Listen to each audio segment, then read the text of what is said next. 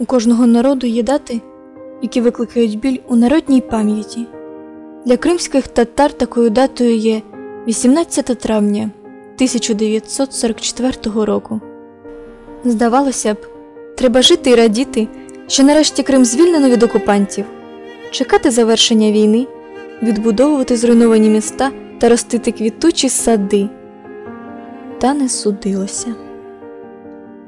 11 травня 1944 року Йосип Сталін підписує постанову Державного комітету оборони Радянського Союзу про виселення кримських татар з території півострова Крим. Фактичною підставою для депортації стала так звана зрада татар у період війни. Безперечно, серед народу були ті, хто переходив на бік ворога. Та, як свідчать історики, таких серед кримчан були одиниці. Більшість чоловіків кримських татар з першого дня війни перебували на фронті у лавах Червоної армії. Вранці 18 травня 1944 року у домівки кримських татар прийшли люди зі зброєю. Вони оголосили ультиматум – у найкоротший час взяти все необхідне і під конвоєм їхати на вантажівках до залізничних станцій.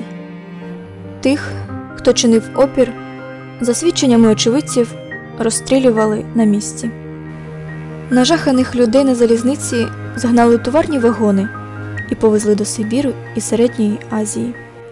Уся підлість ситуації полягає ще в тому, що радянська влада провела депортацію кримчан, виселивши жінок, старих і дітей.